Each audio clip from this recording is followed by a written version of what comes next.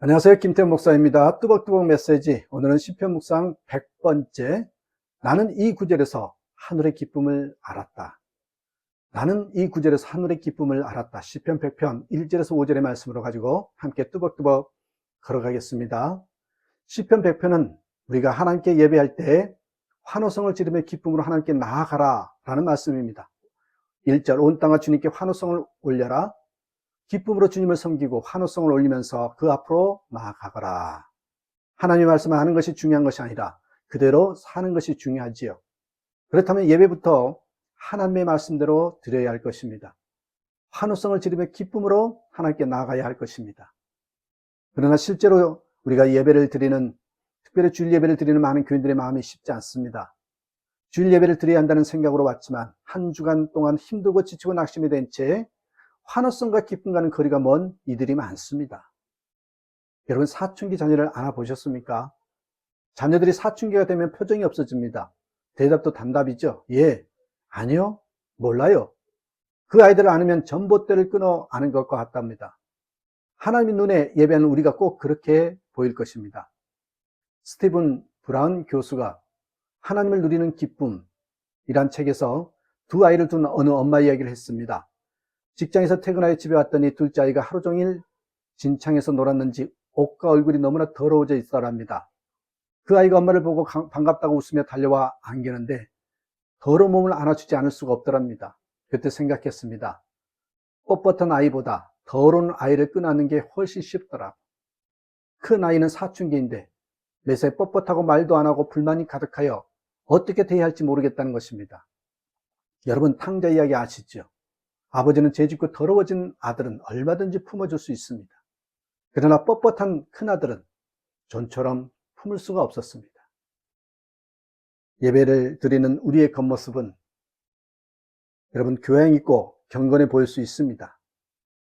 그러나 하나님께서 보시기에는 우리가 첫째 아들같이 너무 뻣뻣하고 경직된 모습으로 보일지 모르겠습니다. 시편 기자는 환호성과 기쁨이 가득한 예배를 드리라고 말하지요.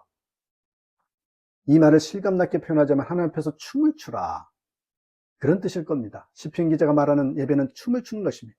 다윗은 정말 그렇게 말할 겁니다. 여러분, 예배하러 갈 때 춤추러 가자 하면 어떻겠습니까?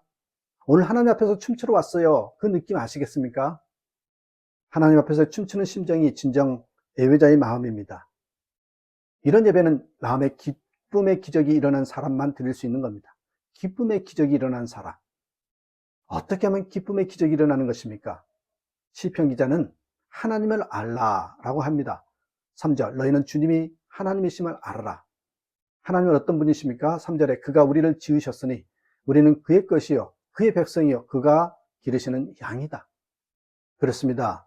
주님이 우리 하나님이시고 우리는 그의 백성이고 그의 양임을 분명히 알게 될 때, 들어서 하는 것이 아니라 정말 하나님을 만나서 알게 될 때 우리 안에서 환경과 처지에 상관없이 즐거움과 기쁨의 기적이 일어나는 것입니다. 몸이 너무 아팠던 사모님이 한 분 계셨습니다. 젊은 사모님이신데 병명도 모르고 너무나 오래 아프니 병원에서 가족들에게 유언도 남길 정도였습니다. 하나님께서 왜 이런 시련을 주시나 낭망하고 있을 때 말씀 한 구절이 마음에 닿았습니다. 고린도전서 3장 16절 너희가 하나님의 성전인 것과 하나님의 성령이 너희 안에 계시는 것을 알지 못하느냐. 내 몸이 하나님의 성전이다. 하나님께서 병든 내 몸 안에도 오셨다라고 깨달으니 찬양이 나오더랍니다. 그때 사모님은 깨달았습니다. 병이 완전히 나아야 하나님을 찬양할 수 있는 것이 아니라 여전히 아프고 고통스러움에도 불구하고 하나님께 찬양할 수 있으며 그때 주님이 너무나 기뻐하신다는 것입니다. 그 몸이 힘들수록 더욱 찬양을 주님께 올려드렸답니다. 이렇게 아픈 상황과 상관없이 하나님께 찬양을 드리면서 주님의 돌보심을 더욱 누리게 되었고 남편 목사님과 아들에게도 변화가 생겼습니다. 우울하던 가정에 기쁨이 넘치게 된 것입니다. 밥을 먹을 때마다 식사 기도 후에 가족들이 돌아가면서 사모님을 향하여 외쳤습니다. 예수님의 이름으로 일어나라. 예수 그리스도 이름으로 회복되어져라. 예수 그리스도 이름으로 생기 앞으로 와라. 하루는 아들 친구가 집에서 놀다가 밥을 먹게 됐는데 가족들이 사모님에게 외치는 모습을 보고 그 아이도 사모님을 향하여 외쳤습니다. 예수 그리스도 이름으로 일어나세요. 하루는 아들과 대화하다가 물었답니다.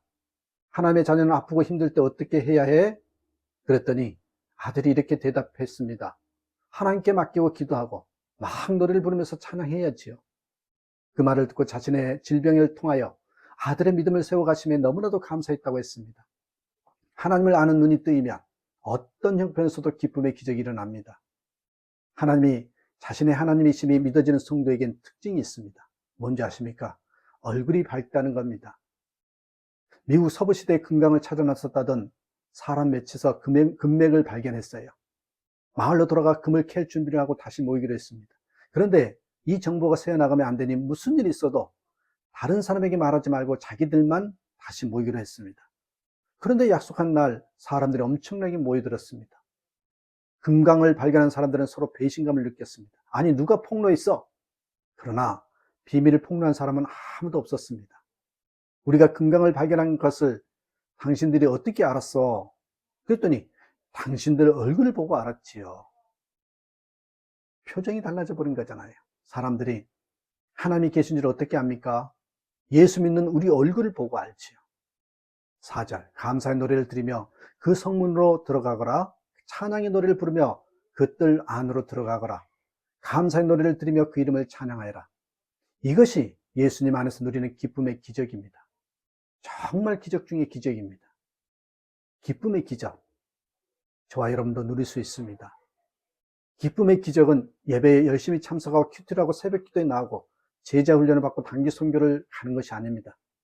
그것들은 다 매우 중요하고 또 필요한 것이지만 이것이 진정한 기쁨의 근원은 아닙니다. 기쁨의 기적은 선하시고 인자하시고 성실하시며 영원하신 하나님을 바라볼 때, 그 주님이 내 안에 계실 때입니다.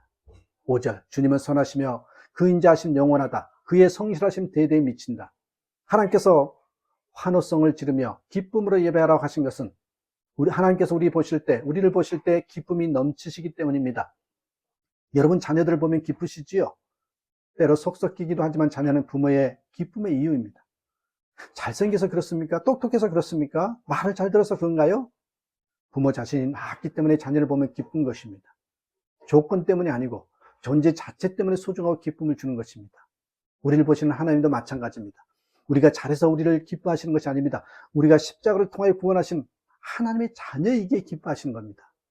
스바냐 3장 17절, 너희 하나님 여호와가 너희 가운데 계시니 그는 구원을 베푸실 전능자시라. 그가 너로 말미암아 기쁨을 이기지 못하시며 너를 잠잠히 사랑하시며 너로 말미암아 즐거이 부르며 기뻐하시리라 하리라. 주님의 마음에 이 기쁨이 있습니다. 그래서 주님을 영접한 사람에게 기쁨의 기적이 일어나는 것입니다. 우리도 여호와를 기뻐하게 되는 것입니다. 시편 37편 4절, 또 여호와를 기뻐하라. 그가 내 마음의 소원을 내게 이루어 주시리로다. 하나님의 자녀인 우리가 세상의 기쁨을 구걸하며 살면 안 되죠. 우리 자신이 기쁨의 근원이기 때문입니다. 요한복음 7장 38절, 나를 믿는 자는 성경 이름과 같이 그 배에서 생수의 강이 흘러나오리라. 예수님의 예언이 여러분에게 그대로 이루어지기를 축원합니다. 진정 이 기쁨의 기적을 맛보며 살아가는 저와 여러분 되시기를 주님의 이름으로 축복합니다. 감사합니다.